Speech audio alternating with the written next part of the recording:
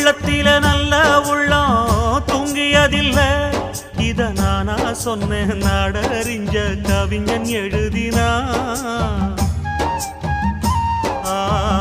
இன்ப துன்பம் ரெண்டும் நம்ம கையில இல்ல, இதில் யாராருக்கு என்னவென்று இறைவன் எழுதினான்.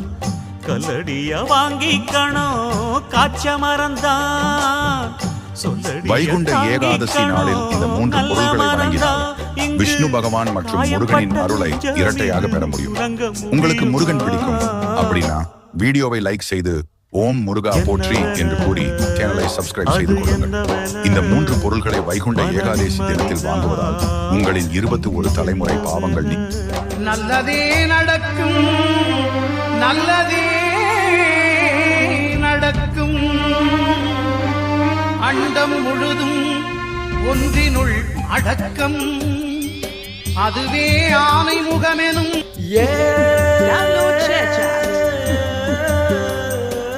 நீ பொட்டு வச்ச தங்க கொடம், ஊருக்கு நீ மகுடம்.